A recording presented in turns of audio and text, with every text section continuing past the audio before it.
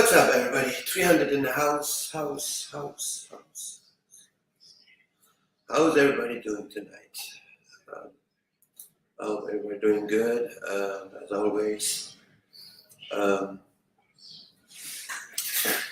so tonight, I do want to talk about zombies. So the question is, are they real or are they just Hollywood made? So just waiting for a couple of people to pop up and then we can start talking about this, I guess.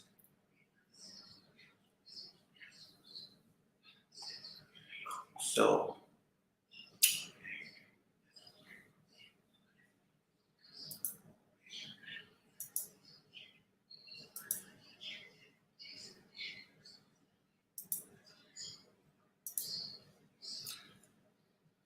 hey, what's up, Anthony? Good to see you. How you doing? Yeah, I'm just waiting for a couple of people to show up so we can actually start with the show. Because this is something we all know about. We always see, like, watch these zombie movies and Hollywood even make them actually. So the question is, are they real or are they Hollywood made? Now, I did come across a couple of articles, I don't know if they are real or not, but with all these viruses that are going on this planet, me personally, I say anything is possible. Now that's just my opinion about that, but just wanted to see what other people think about that. What are their resources about zombies?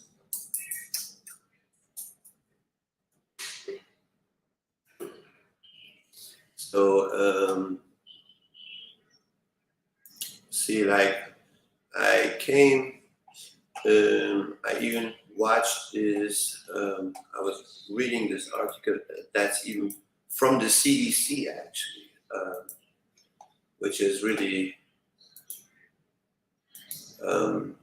crazy to me, So let me make it larger so I can actually, that you guys can see it and read it with me.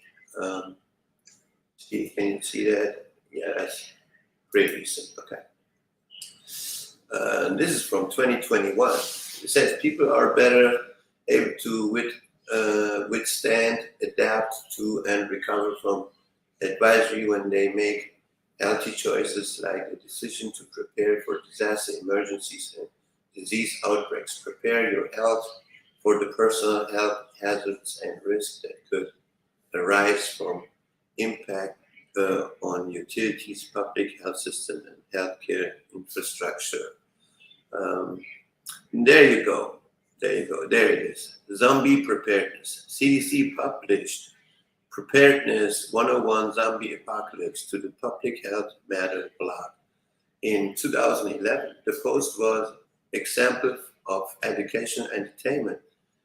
It used a popular cultural reference to zombies to promote preparedness for different emergency and disasters. The campaign is now retired. You can still learn how to prepare yourself and others by visiting the Prepare Your Health website.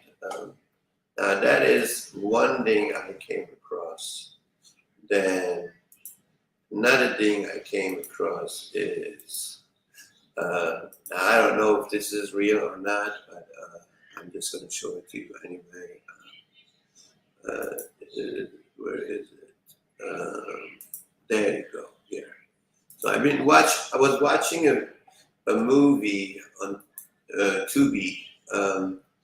It's called Zombies prepping for apocalypse, right? And then these two gentlemen came across in this movie. So this is like their website, I guess, and they basically selling all kind of gear, I guess, like custom blades, survival tools. Yeah, if I go on more tools, there you go. See,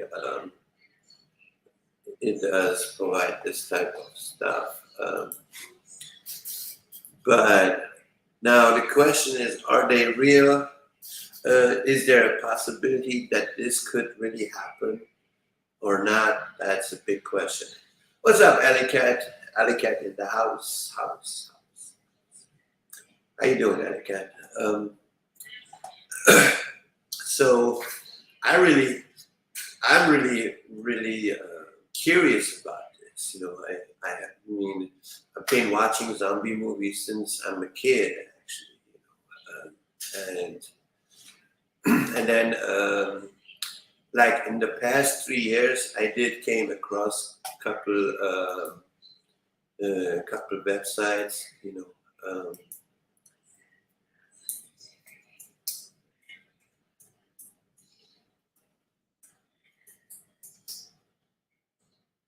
So here we go.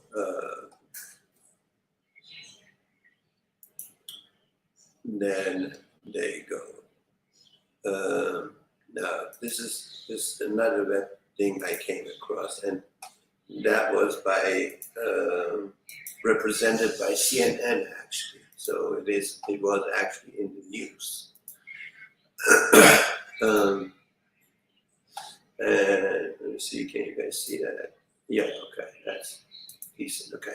It says scientists have revived a zombie virus that spent 48,500 years frozen in permafrost. It says warmer temperatures in the Arctic are thawing the region's permafrost, a frozen layer of soil beneath the ground and potentially stirring viruses that, after lying dormant for tens of thousands of years, could endanger animal and human health. While a pandemic unleashed by the disease from the distant past sounds like the plot of where am I now? Sounds like the plot of a science fiction movie. Scientists warn that the risk, though low, are underappreciated chemical and radioactive waste that dates back to the Cold War, which has the potential to harm wildlife and disrupt ecosystems, may also be released during those.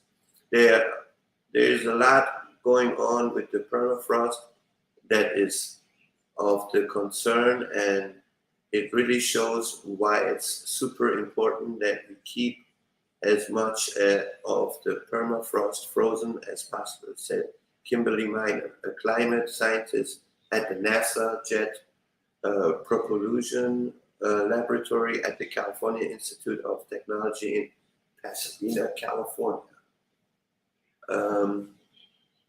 Permafrost covers a fifth of the northern hemisphere, having underpinning the Arctic tundra and boreal forest of Alaska, Canada, and Russia for millennia. It serves as a kind of time capsule preserving, in addition to ancient viruses, the mummified remains of a number of extinct animals that scientists have been able to unearth and study in recent years, including 2 cave-lion cubs and a woolly rhino. I don't even know what rhino means, but okay, I'm going to Google that later. The reason permafrost is a good storage medium isn't just because it's cold. It's an oxygen-free environment that light doesn't penetrate. But current day Arctic temperatures are warming up to 4 times faster than the rest of the planet, weakening the top layer of permafrost in the region. To better understand the risk posed by frozen viruses, uh, Jean-Michel Clavier, I hope I pronounced it right, and Emeritus Professor of Medicine and Genomics at the AIX Marseille University School of Medicine in Marseille, France, has tested earth samples taken from Siberian permafrost to see whether any viral particles contained there are still infectious. He's in search of what he describes as zombie viruses, and he has found some. So, the virus hunter. Clavier studies a particular type of virus he first discovered in 2003, known as giant viruses. They are much bigger than the typical variety and visible under a regular light microscope rather than a more powerful electron microscope, which makes them a good model for this type of lab work. His effort to detect viruses frozen in permafrost were particularly inspired by the team of Russian scientists who in 2012 revived a white flower from a 30,000 years old seed tissue found in the squirrel burrow. Since then, scientists have also successfully brought ancient microscope animals back to life. See, that's what I'm talking about. They're trying to bring these animals, they take their DNA and bring them back to life. I mean, I really don't know if that's a good idea.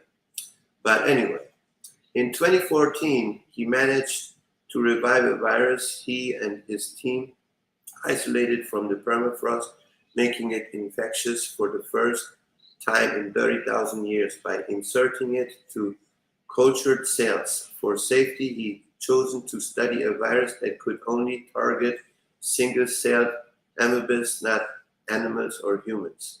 He repeated the feat in 2015, isolating a different virus type that also targeted amoebas, and in his late research published February 18 in the journal Viruses, Clavier and his team isolated several strains of ancient virus from multiple samples of permafrost taken from the 7 different places around Siberia and showed they could each infect culture's amoeba cell.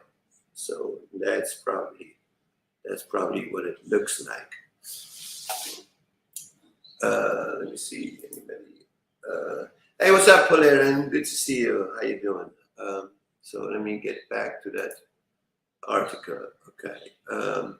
Those latest strain represents 5 new families of viruses on top of 2 he had revived previously. The oldest was almost 48,500 years old, based on radiocarbon dating of the soil, and came from a sample of earth taken from an underground lake 16 meters or 52 feet below the surface. The youngest sample was in the stomach content and coat of a woolly mammoth. Remains were 27,000 years old.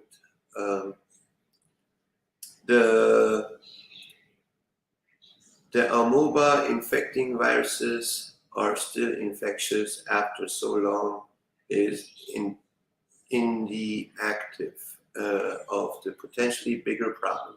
Clavier said he fears people regard his research as a scientific curiosity and don't perceive the prospect of ancient viruses coming back to life as a serious public health threat. We view these amoeba infecting viruses as surrogates for all other possible viruses that might be in the permafrost. We see the traces of many, many, many other viruses he added. So we know they are there. We don't know for sure that they are still alive, but our reasoning is that if the amoeba virus are still alive, there is no reason why the other viruses will not be still alive and capable of infecting their own host. So, so what are your thoughts about that? I mean, I think that is really crazy. Hey, what's up, Kelly? Good to see you. How are you? And because of that, I know you guys probably think, oh, he's crazy or whatever. I might be. Hey, you never know. I was just sitting and making me because of this, because I was searching about this. I was watching this movie called Zombies Prepping for Apocalypse. It's not a movie. It's actually more a documentary. They pretty much telling you how you prepare yourself. You need a bug-out bag. You need weapons. You need to can food and stuff like that, right? So based on that, I decided to make me a T-shirt design. I decided to make me a T-shirt design because of that, and here we go. Here's my design that I made. I don't know. Anytime I see something, I have to design something. So I thought it looks pretty cool. So I said, you know what? Hey, let me share this with you guys. But what was I saying? Let me see. Oh yeah, I think yeah. I haven't even dropped the link. Let's see. Shame on me. I'm getting old, ladies and gentlemen. So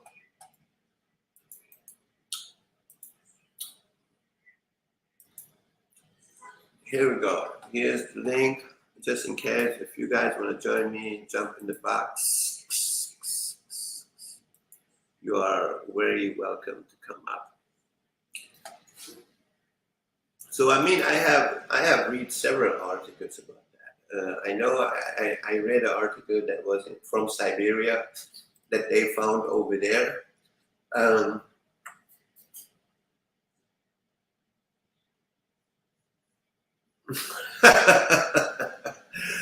Polarin.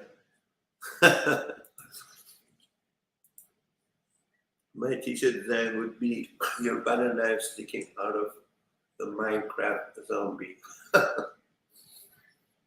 So now, in your opinion, someone will steal that design for the next Apocalypse movie. That's fine. That's fine. I'm just waiting for that. Actually, Ellie Cat. That's gonna make me famous then.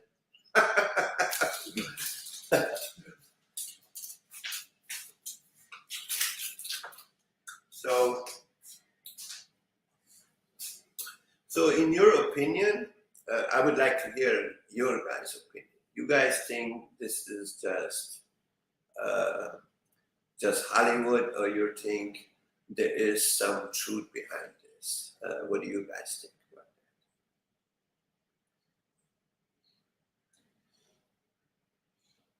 So, I mean, there is so far, and I'm not saying when I say there is no proof. What I'm saying by that, there is no proof. I mean by that none of us have seen a real zombie walking on the streets or in the mall or whatever and trying to attack people. But I mean, there are several articles that they are out there actually. So But you know, I think this. I think these scientists, they should stop playing God. That's what I really believe. You know, they start something and then it runs out of control and boom, we're all in trouble. That's how I look at it. Just like when you watch that movie World War Z, right? It's the same thing. It spread it at one point and then it spread it worldwide. Everybody turned to zombies. Kind of like what happened in China.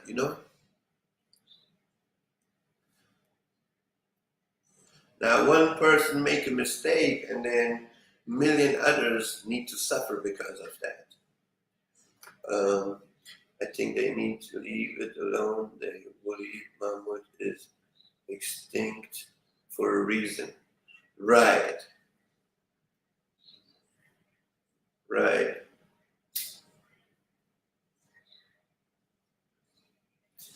I'm still I'm still actually tired from last night's stream, or I should say this morning's stream.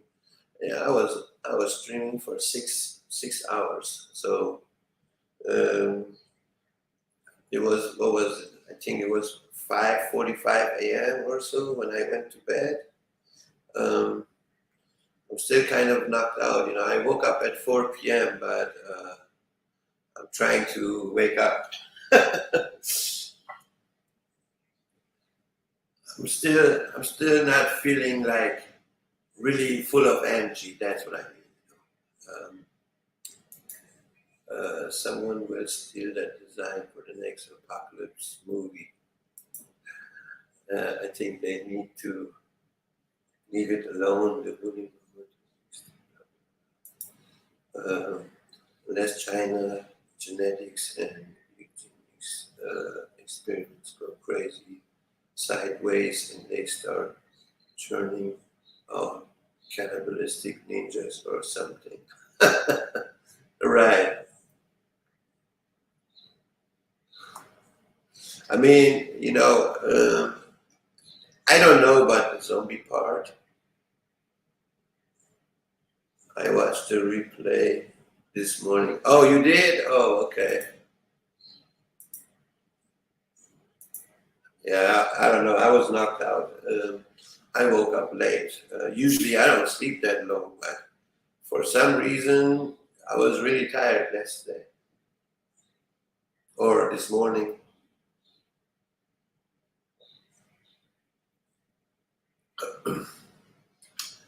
Yeah, it was not bad.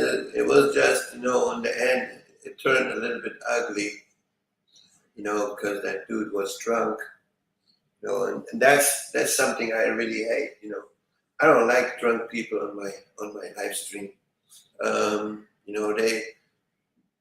They can't control themselves, and then they're getting ugly and nasty. I don't like that. But that's one of the reasons why I don't drink. I don't drink alcohol.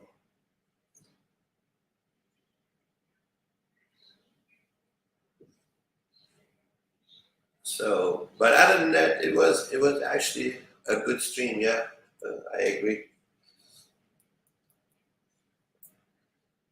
So, but yeah, well, you live stream 8 times. Well, you live streamed 8 times yesterday. What? 8 times? I didn't stream 8 times. Did I? I don't know. I don't know if I did 8 times, but hold on. Let me look what I got here. Live. Okay. Uh, that was one day ago, 19:06. It was What's Up Everybody was 19 hours ago. Then the other one was 6 hours ago. Watching. Oh, that was when I put there. Yeah, that was not really going live. That was only 3 times. Where the hell is it 8 times, Alley Cat?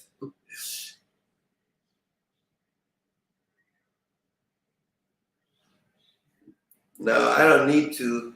Um, Short count at well 8 times. I was only 3 times live. The one I just put there, whoever wants to watch this movie with me can come, and then Scatpack jumped in first, and I guess either she wasn't interested or whatever, and she dropped, So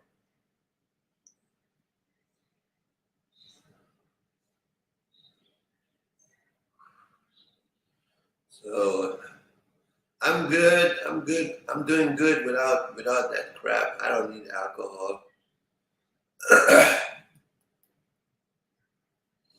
So, but anyway, if you guys want to jump up, you're welcome to come up. I can't constantly speak to myself. um, but I think this is like a good topic actually. Aaron, maybe after he can't understand Becky Ducks.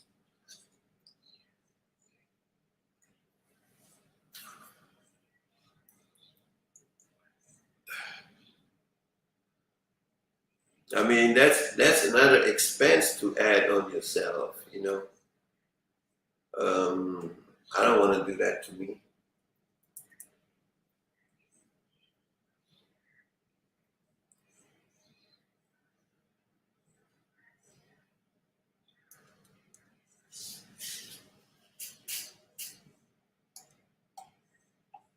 So,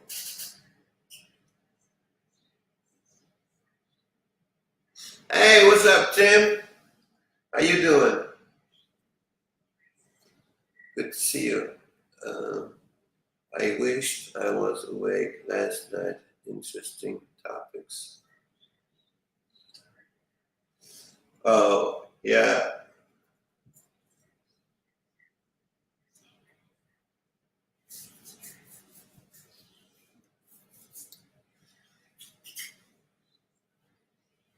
Well, I guess, with everything that is going on, I guess we just complain and then we just have to deal with it.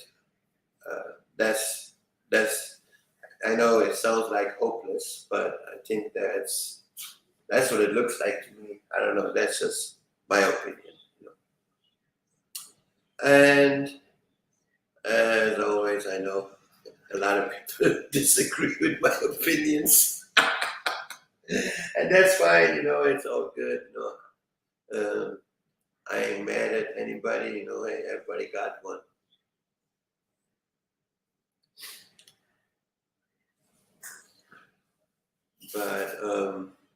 But I think there is a little bit truth behind this.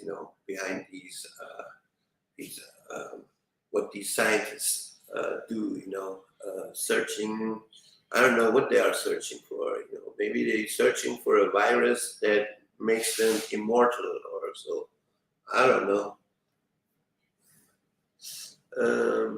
Good to see you. I cats don't know any that could stay up after 500. Becky Duck speech. She's the one on my panel that I translate for. Yeah, I know who you're talking about. The one with the funny accent. Yeah.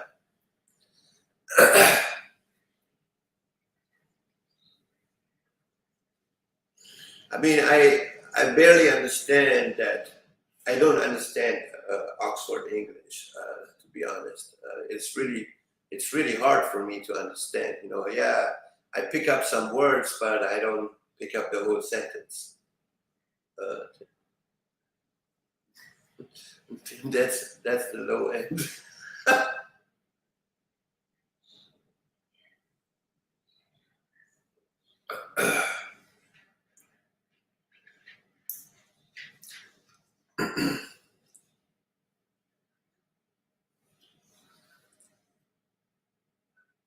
The English accent. Yeah, yeah. I don't understand bows and o's that they using in their words. You know, I'm like, what is he talking about?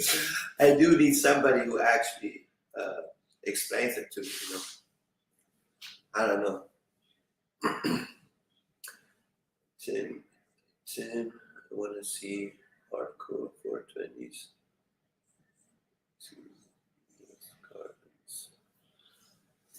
So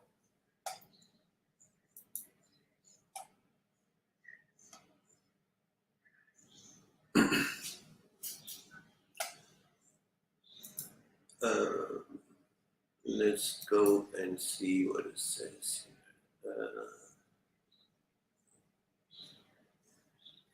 here. That's weird. It doesn't say anything about that. Okay.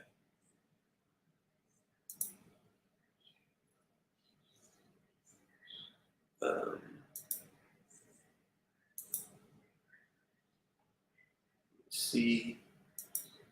Anyway. Let me find this very quick. See, I mean, if I find it.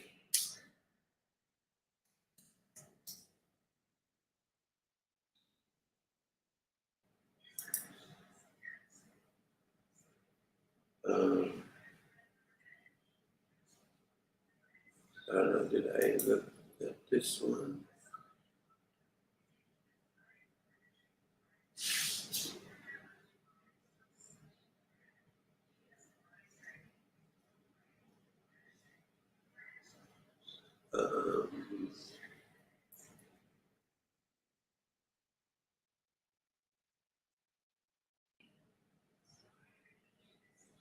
Okay, here's another article I found.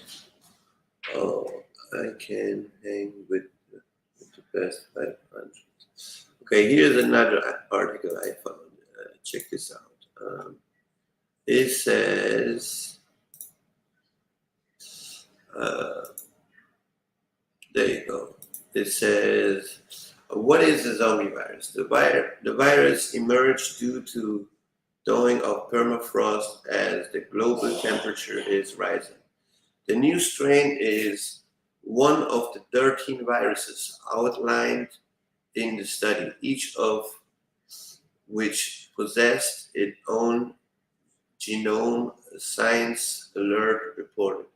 The oldest stop Pandora virus, Yedoma, after the mythological character Pandora, was 48,500 years old, a record age of a frozen virus returning to a state where it has the potential to infect other organisms. This has broken the previous record held by a 30,000-year-old virus discovered by the same team in Siberia in 2013. Pandora virus was discovered below the bottom of a lake in Yukichi Alas in Yakutia. I hope I pronounced this right. In Russia. Others have been found everywhere from mammoth to the intestines of the Siberian wolf. What could be the cause of it? It says here, according to the study, 1/4 of the northern hemisphere is underlain by permanently frozen ground referred to as permafrost due to climate warming. Irreversibly thawing permafrost is releasing organic matter frozen for up to a million years, most of which decomposes into carbon dioxide and methane, further enhancing the greenhouse effect. Part of this organic matter also consists of revived cellular microbes, prokaryotes, unicellular eukaryote. Oh, you guys can see it yourself. I don't have to. I can't even read that stuff.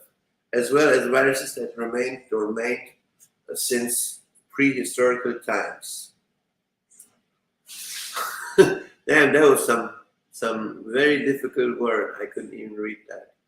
Is the virus potentially harmful? Scientists discovered that all of the zombie viruses have potentially to be infectious and hence pose a health danger after researching the life coaches.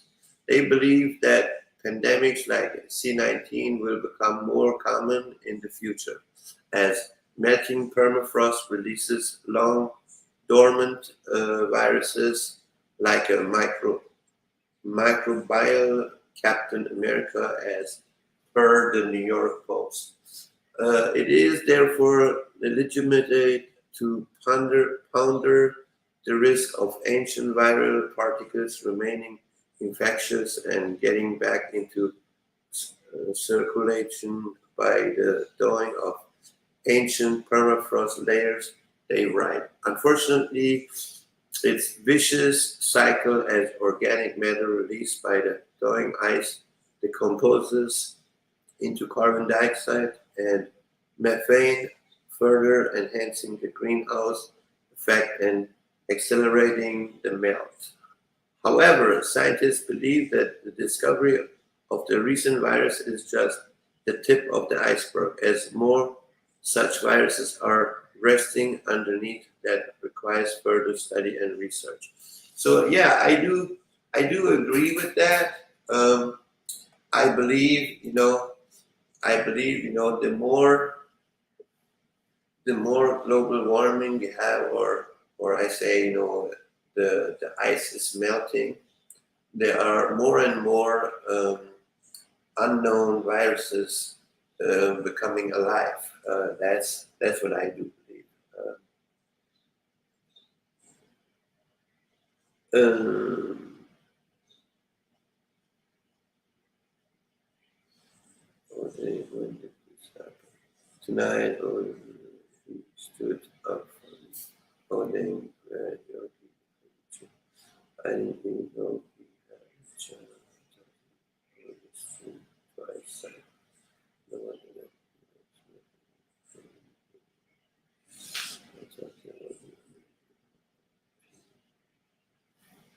So yeah, that's what I do believe. They in 20, I think it was in 2013. That's when I think 6 or 7 Chinese scientists actually drilled 30,000 feet under the ice cap, and they did found 128 different viruses, unknown viruses. So that's exactly what happened. But I do believe that the more the ice is melting, more unknown viruses coming alive, and we don't know what the side effects going to be. We don't know if they are harmless or they are deadly, whatever. But yeah, that's what I believe. Now, is it gonna be like they showing it in Hollywood, these zombie movies that they are after brain and stuff like that? That's a big question mark. That's my opinion about that. So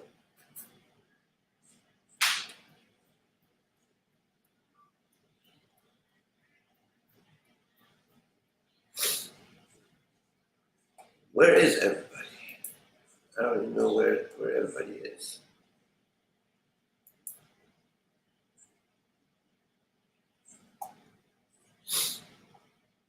Mm.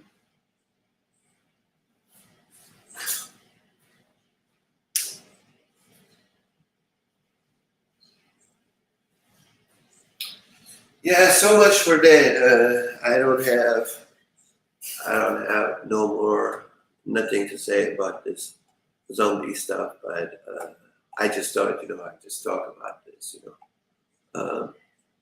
People are interested or not. Uh, can, if they are interested, they can comment below or give their own opinions, or if they have better researches, hey, you're welcome to drop your comment on it. It's always good to learn more things from others as well. So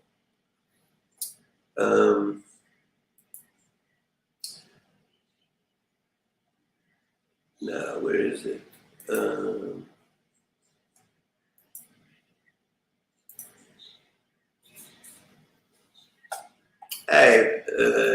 I wanted to share this very quick. I found somebody is giving a puppy away, right?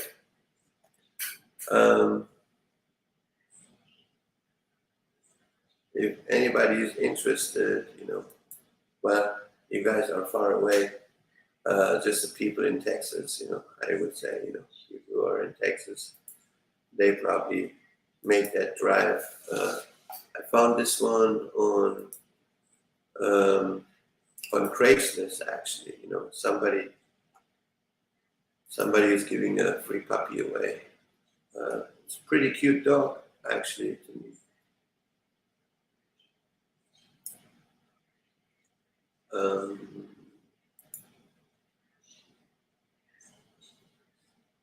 So yeah, that's another picture of him. Supposed to be a farm dog or so, gets along. It's calm and with goats and chickens, that's what I heard. That's what the article was saying. So anybody in Texas, if you ever watch my video, then in the next couple of days, and you are interested, hit me up and I give you more information about it. Thank you.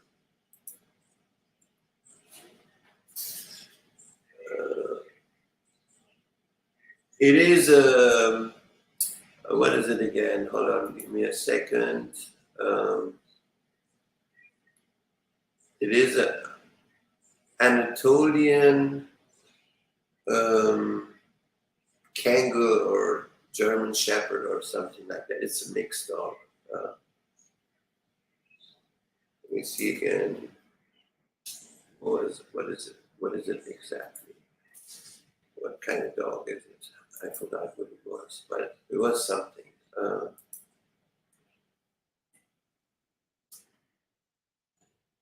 me see if I find it again. There you go. Okay, Anatolian Shepherd. That's what it is. All right.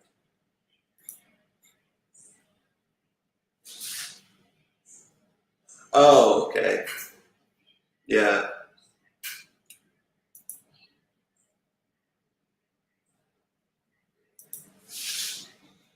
Yeah, it was Spirit Walker. He got an Anatolian Kangal, so his dog is from Turkey actually. So cute little thing, I would get it, but I don't have a car, I don't have a car.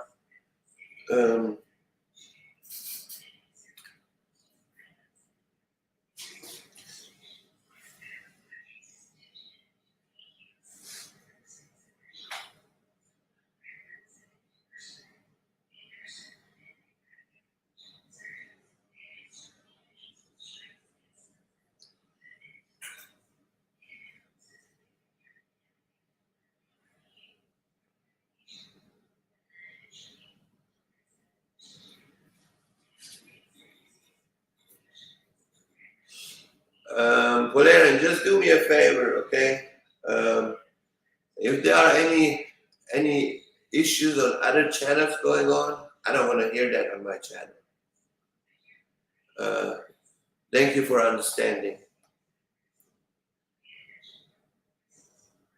No, I have already enough dramas going on my channel. I don't need no more bullshit.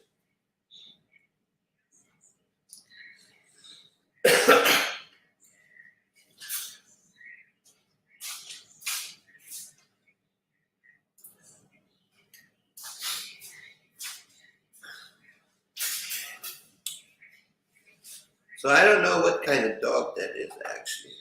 Anatolian Shepherd. I need to look this up.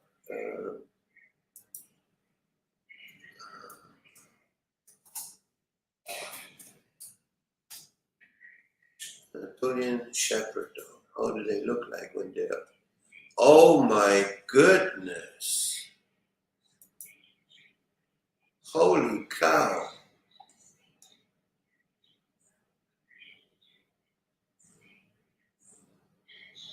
Anatolian Shepherd. So they are kangaroos. Okay. So I guess that's how they look like.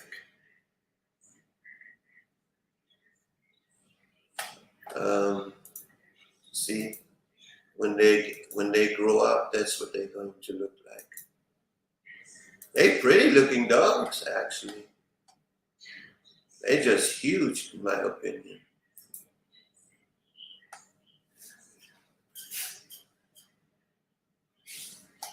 See how big they are?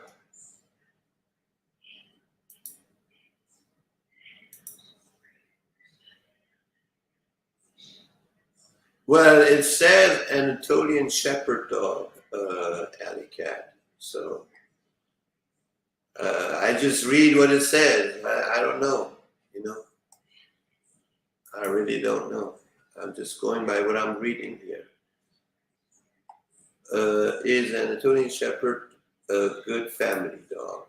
Anatolian Shepherd is loving with family, including children, with whom they are calm and protective, but because of their large size, they're probably better suited to families with older children. Oh, okay. So let's go on images. Let's see, what do they look like? Yeah, they are huge. Yeah, they are big.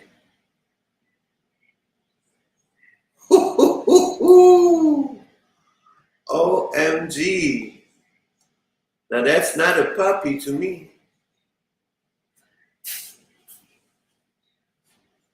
Well, you have a dog too. What do you mean by that? I can get as much as I want.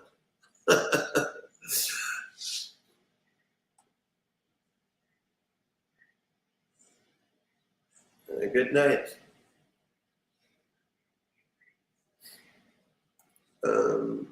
Look up the Russian wolf killer dog. Russian wolf killer dog.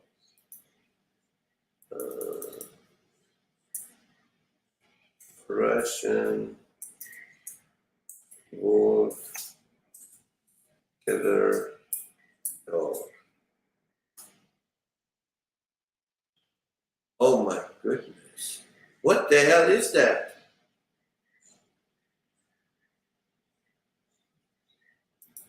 I thought you were joking, Valerian, but damn, that looks like a lion to me.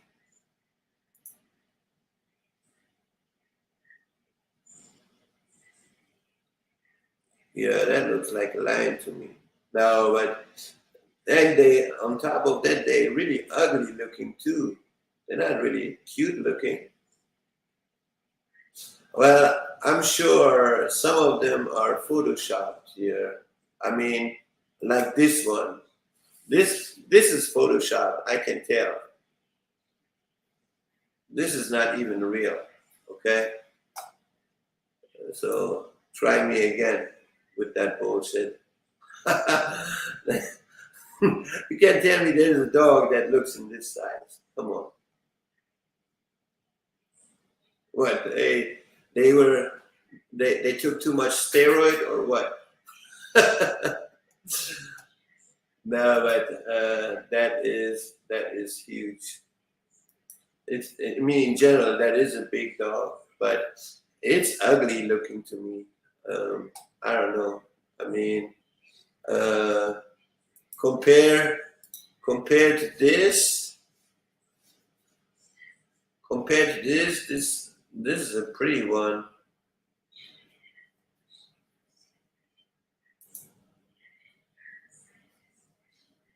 Watch a YouTube video. Who, me or you? Oh, I should watch a YouTube video about that. Hmm. Yeah. Um,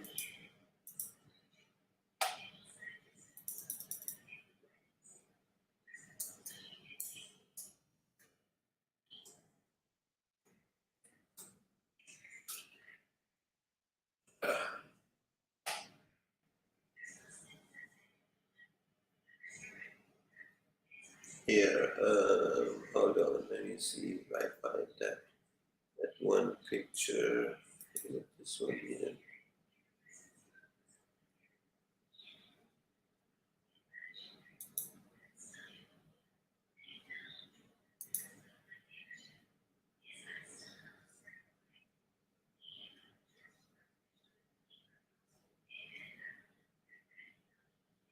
Yeah, some of them they look like really badass.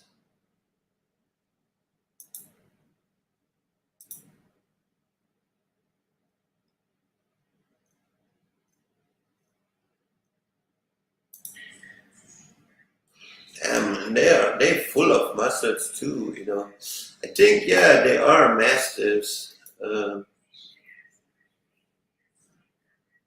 I think they are mastiffs.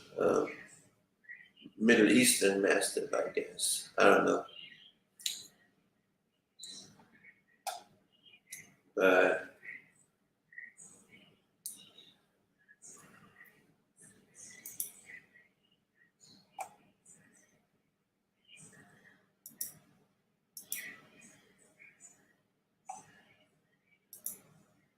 anyway, I'm gonna get off here. I need to work on another design. So Paul J. Conroy, sir. Hey, how you doing, Paul?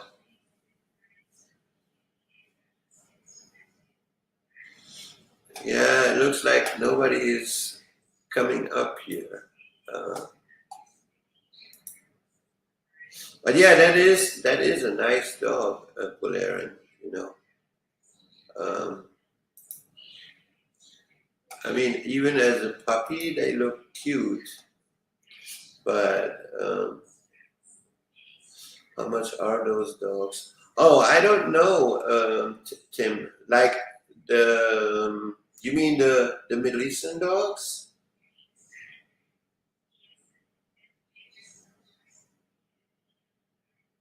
I don't know. You still here? I mean, they do run. I don't know. Let me look this up very quick. Yeah, hold on. Let me look this up. Persian Saribi dogs for sale. Um, how much do they run for? Um, what is this here? Um, and they are pretty much a risk of extinction. They are dying out. There are not too many of them. Now, how much do they cost? That's a good question. Uh,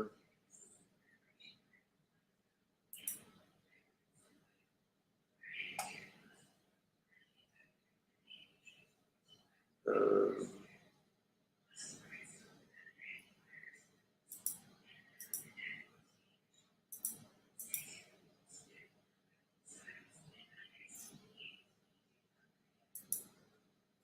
dogs,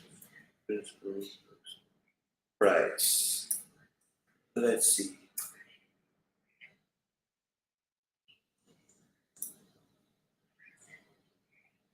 Uh,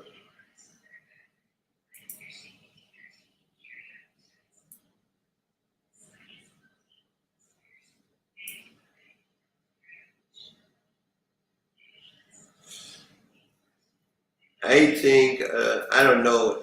I don't know how much they cost, but um, I know only from my cousin Tim. Like he told me that they run between uh, 2 grand and up. You know, now how much do they cost? In reality, I really don't know. Hey, what's up? What's up, Blaine? How you doing? Oh, you finally came over. I was actually going to shut it down because nobody was showing up. You know,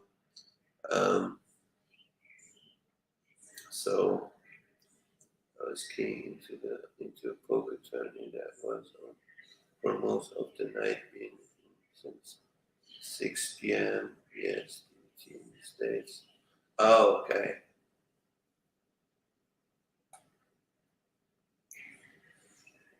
So I just got off my stream. Oh, okay, okay. Yeah, come on up if you want.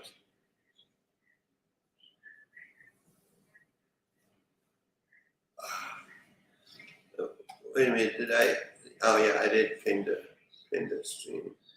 Okay, so the link I mean.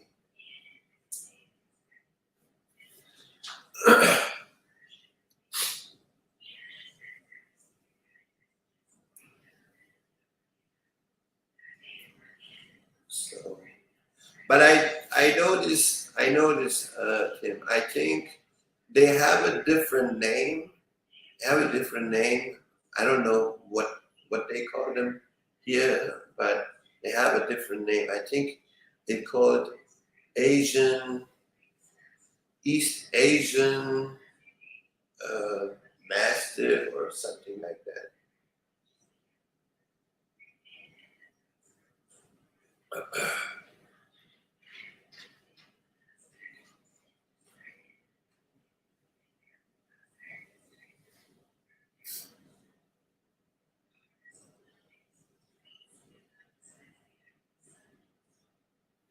Right. I don't know. Let me look this up. See if I find something. Um, oh, okay. Let me bring you up first. Welcome back, Lane. Hey, how you doing, brother? Good, good, good. Hope you're doing good as well. East Asian, East Asian Shepherd. I don't know. Is it that what it's called? That's what they call that, but I don't know if that's what it is. No, that's a different kind of breed. No, I really don't know. To be honest, Tim. Um, I don't know, but I know the original name is Saribis. Saribi.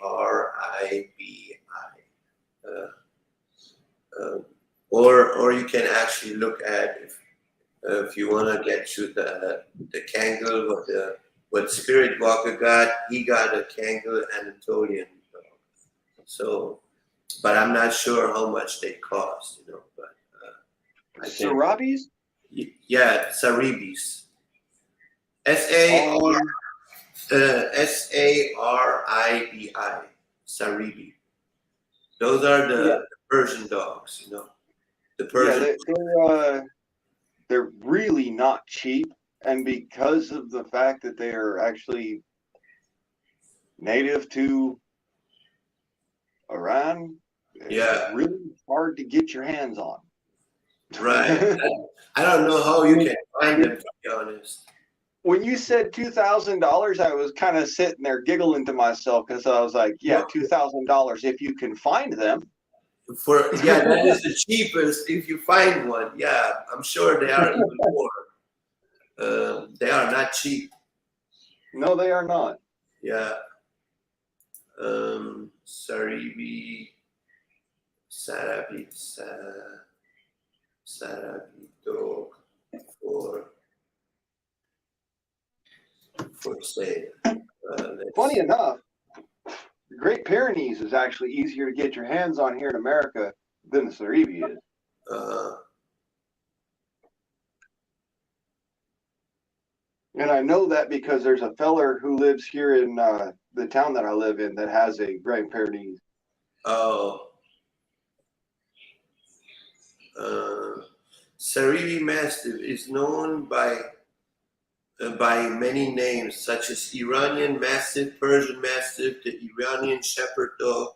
The guardian dog breed is from Azerbaijan. In northern Iran, Sarivi Mastiff breed is the most potent indigenous dog breed in Iran. Larger and bulky, which makes Sarivi Mastiff great. Valued, these Mastiffs have strong and heavy bones, upper lips hang down, and eyes are almond shaped. The thick tail is long and J-shaped. So that's just a description of what it looks like, or what, or so. But I don't find any that it says how much they cost. Is that the one website? I don't know. Let me look this up. No, that is not that. That is the wrong page. I think in the past I did look this up before. I can't find the website anymore. Let me put it this way. In all my years of being in, dog training and being a part of the animal community, I have never in my life seen a Sarivi in America. No, I haven't either. And that's just my opinion.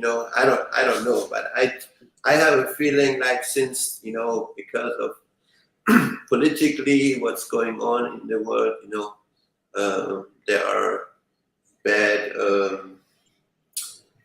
relations between that country and this country. I doubt that they would allow anything come from over there. Like when I go in the Persian store and buy stuff, right? And when I look in the back, it says import from Canada, right? I'm like, where the hell does saffron grows in Canada? That's a lie right there. So they do It's imported from Canada, but Canada imported it from the Middle East. Right, exactly. Yeah, it comes indirectly to this country, but you can get one. If you have connection. It's not saying that it's impossible or so. But I have heard from some Iranian people. They said, yeah, they do have one. They did even showed me the picture or so, but they did not tell me exactly how they got it. But I have seen some, but only on websites, not in real life. So in real life, I never seen a Sarivi dog in America, just like you said. Yeah, I've personally never seen one. I've seen the Great Pyrenees, seen a couple of them actually, but they're very rare. But I've never seen a Sarivi. I seen a video, Blaine. I seen the video. I think it was on YouTube. It was showing how the Sarivi killed a pit bull like a piece of cake. It was crazy. Then then somebody was comment on the bottom and said, that these type of dogs, they easily kill even bears and wolves and stuff like that. Yeah, well, I'll put it this way: the Doge Argentine, which is the Argentinian Mastiff Pit Bull mix. It's considered to be one of the only American dogs capable of fighting one-on-one with a puma and winning. One of the only American dogs that can do that. There's a couple of others, and because of the fact that they're war dogs, they're even harder to own than a Doge Argentine. And Doge Argentine are really difficult to get. Right. They're $100,000 dog, and Yeah, they're only bred in Argentina.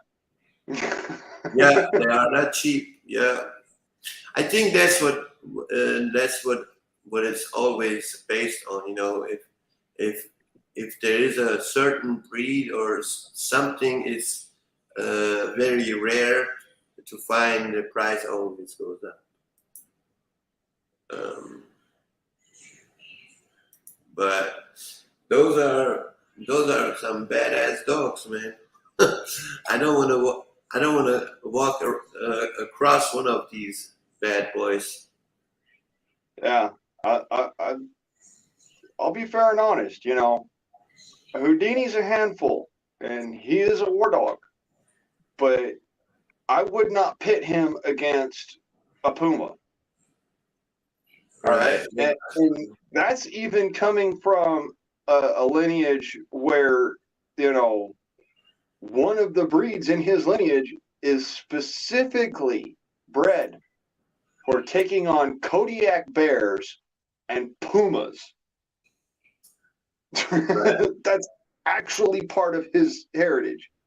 And I Right. still would not, I wouldn't pit him against one because he just doesn't have the size. Here we go. Yeah, they some bad boys right there.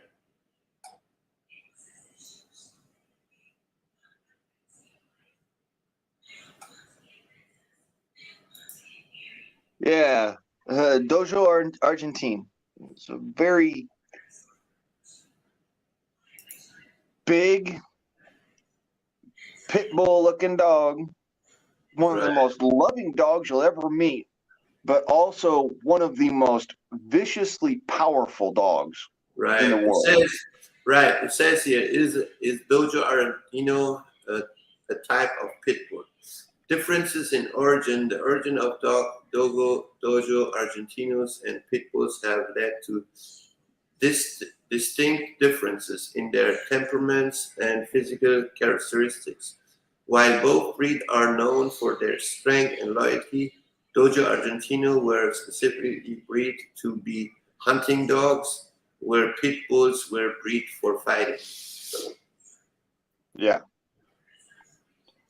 So See, that's also why if you've ever seen a pit bull in a fight with like an Aleutian Shepherd, the pit bull will lose Mhm. because Aleutians were bred as first and foremost hunting dogs from the Russian wolf and the Siberian husky, Right. and then were introduced to the North American continent, and then were back crossed with German Shepherds before they finally became the Aleutian Shepherd.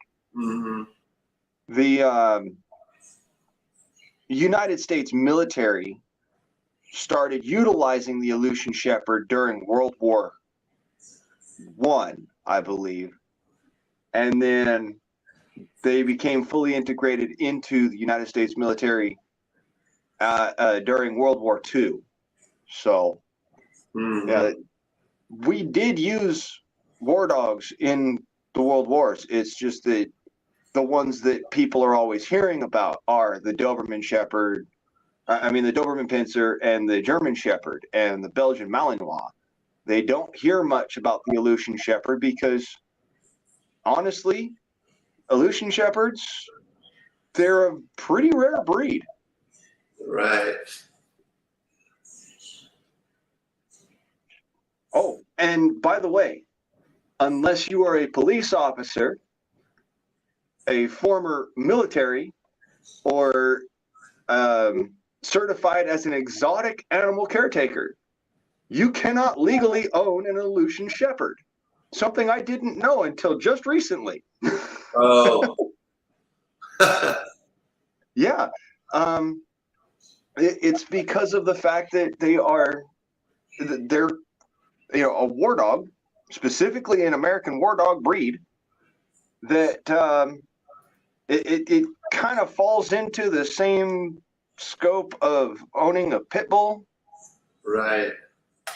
You know, if you're a felon, you can't own a pit bull. Well, if you're a felon, not only can you not own an Aleutian Shepherd, but if you get caught with one, you're not just doing small time, you're doing big time. So yeah, I am really glad that I have that exotic animal caretaking license, because I would be in deep shit just because of the fact that Houdini has that in his heritage. He's a great dog. He's a lover, not a fighter. He's just a wonderful all around pup. But at the same time, I know for a fact that he has it in him to be one of the most physically overpowering dogs in the world, really. And he will continue to grow until he dies.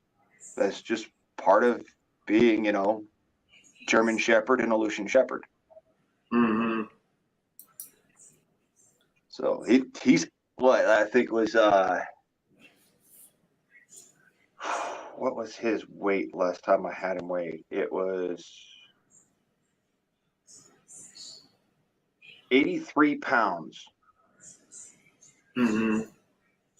And he is 2 years, almost 3 years old. He'll be 3 years old July 12th. So that's why, as I'm saying, he's not even close to fully grown. He'll be fully grown. Yeah, well, as far as adulthood is concerned, in another 3-4 months. Right. Oh, okay. But yeah, he's definitely got size on him. I mean, 83-pound dog is not a small dog. How many pounds? 83 pounds, and that 83. Mm-hmm. that was the last time I had him weighed, and he had, at the time, he had salmon poisoning, so he was actually underweight. Oh. Yeah, if I were to weigh him right now, he'd probably come out about 90 something right now. He put on some weight afterwards. A little bit, not much, but Mm-hmm. he's still massively powerful. I mean, Yeah, they are. Yeah. Now, let me look this up very quick. Now, So- I had 2 Rhodesian Ridgebacks, and they were puppies, and I barely were. They were pulling me, man, badly. I had 2, not 1. When I was going with them for a walk or so, they were pulling strongly. They very, like, these Mastiffs are actually really strong dogs. yeah. I had a buddy who had it was a cross between a bull mastiff and a Great Dane and a gray-nosed pit. Like, he is a triple mix like what I got now, but just different breeds. Right. This dog's name was Jack Jack. He was so big, his head was so big that if he came up and stuck his head in your lap, my buddy, just for reference, my buddy at the time was probably about 230, maybe 240. Mm-hmm. Not a small guy, all right? This dog literally would stick his head in a dude's lap and cover his entire lap with his head. Right. They're the big dog, dude. And I thought, whatever, big dogs they're awesome. They're great. They're mostly sweethearts. No, dude, Jack Jack was a super sweetheart. He would jump up on your lap and stare you in the face. And then when, after you got over your shock, he would literally wash you from ears to chin with his tongue. Mm-hmm. And just like, I'm just playing with you, dude. Right. It says here, the weight on the Persian Mastiffs, male 143 to 198 pounds, Some can reach over 220 pounds. Damn. Wow. You better have a SUV or a truck for that. That's Dude, don't get me wrong. I mean, the breed that my dog is, he's supposed to hit about 140 as his max. right. We're talking 200 pounds a dog. That is a lot. Now imagine what that beast is gonna eat. It's gonna be expensive on feeding it too. I mean, the bigger you are, the more you eat, you know? Well, yeah, not only that, but you got to imagine, they have a special diet, a special dietary need. Whereas, most dogs that you get, like Labradors or, your Rottweilers, your Pit Bulls, they don't have super special dietary needs like war dogs and special, certain specific breeds Right. from certain areas of the world do. Like, for instance, did you know that the only real way to get an Aleutian Shepherd to max out their weight is to feed them butter? Mm. Yeah, their natural intake is supposed to be a high fat content, whereas where they're bred at, where they were bred to live, most of the food up there, most of the meat that they would be consuming would already have that high fat content. Right. So, people don't necessarily pay attention to that because of the fact, oh, it's an American dog, whatever. Most American dogs, they're fine with a handful of kibble and, they're good with that. With an Aleutian Shepherd, they need to have, during their puppy years, lots and lots of protein to the point where you're feeding them an egg with their food every single day. And they need to have a ton of fats in their food to the point where the trimmings off of your steak and, the occasional slice of bacon that would normally give most dogs a weight problem is not enough to keep that dog going. You'd be surprised. My dog goes through some serious food here, and I feed him like a king. I mean, he gets butter, he gets cheese, he gets every birthday he gets his own steak. I mean, I feed him really well, and yet he's still underweight for his age. Right. Yeah, this one here, Blaine, this one is for free. They're giving it away. It's I think it's a 6-month puppy or so. It is an Anatolian Shepherd, which is probably those Kangal dogs. They're pretty close to the Persian Mastiffs, I believe. Yeah, it does look like a Kangal or a cur. Yeah, let me see. There is another picture, I believe. Yeah, there you go here from the side. Yeah, okay. There's that picture looks more like a Kangal. Yeah. Oh, can't smell good? Don't worry about it, but next time, just don't drink too much, man. Because this happens in so many chats, people get drunk and then they start talking shit and then arguments happens, but hey, you're good. So yeah, this is not bad, I mean, I think that is the closest you can get in this country to the Persian Mastiff. What you think?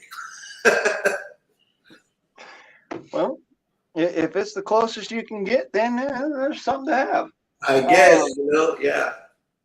I will say this: the reminiscence between the Kangol and the Rocky Mountain Cur, the only differences are in temperament and fur length.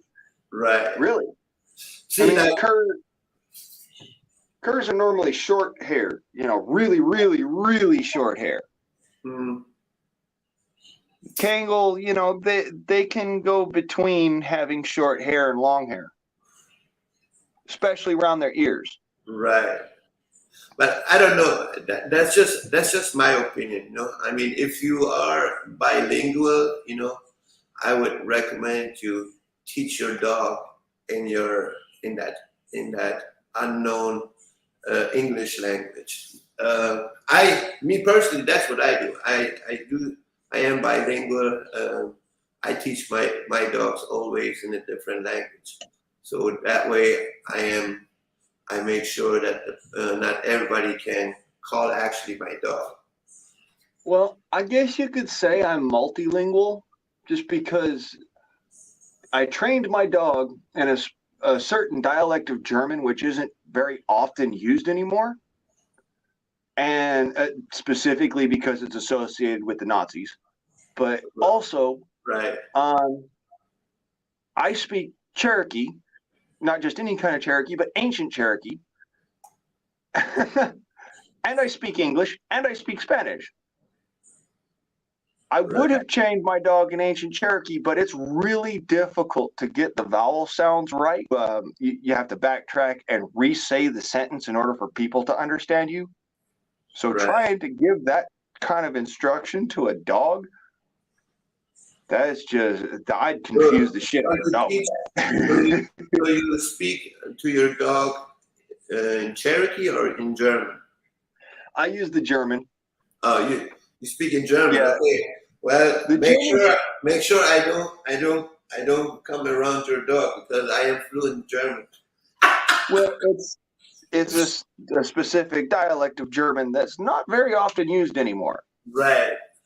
So, yeah, it's not a dead language, but at the same time, it's one of those obscurities where people would be less likely to actually be able to control my dog.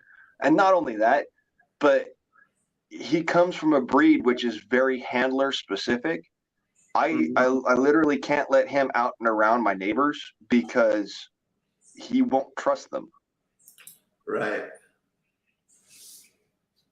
So yeah, it's not like he's trying to be mean. It's just a matter of he doesn't trust anybody except for me, and that's because he's bonded to me. So he got pretty much the American attitude. Don't trust nobody. Yeah. My dog got the American attitude, like, motherfucker, you just step into this backyard. I dare you now. Right. Come on, son. Yeah. Before you walked in, we were just talking about zombies and viruses that scientists have found because of the Arctic is melting and they finding more unknown viruses and stuff like that. I was watching a movie on Tubi, that where you can watch free movies. It was a documentary about the zombies prepping for apocalypse, right? So I was watching it, and then that's just how I am, whatever I watch or I think of, I always put it into design, So collecting more stuff. So I made a zombie apocalypse T-shirt. That's cool. So and it came out pretty dope,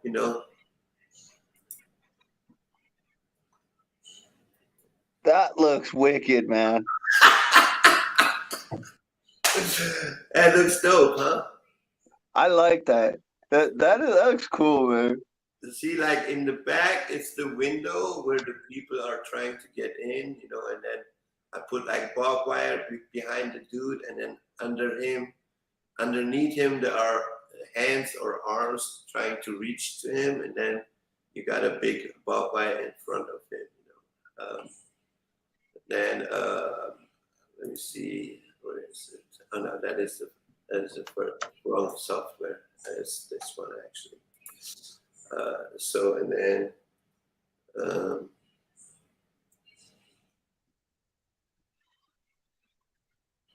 see.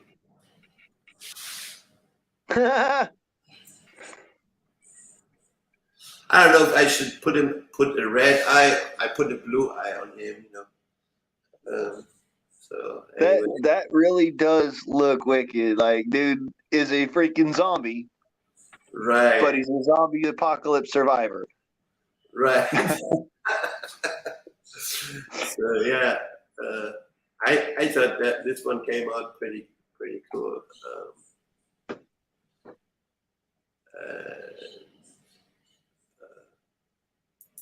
River Mountain, which one is that? And this one, man, I've been working on this one for 2-3 weeks. That's a good one, man. That's a little semblance of peace. You know what I'm saying? Yeah. So, well, Pete, thank you for having me up, brother. I got things to go do. So I'm gonna write your name on the flyer. I need after you. I need one more, and then I guess I'm gonna put the date on, and I hit you up, let you know, or you can just look up on my community page. I always update that, put there when what is going on. All right. So. Yeah, I'm about to go off too. It is 12 midnight. I'm gonna continue working on some of my stuff, and then I guess I see you guys in the next one. Stay strong, stay safe, stay blessed, and as always, 300 out.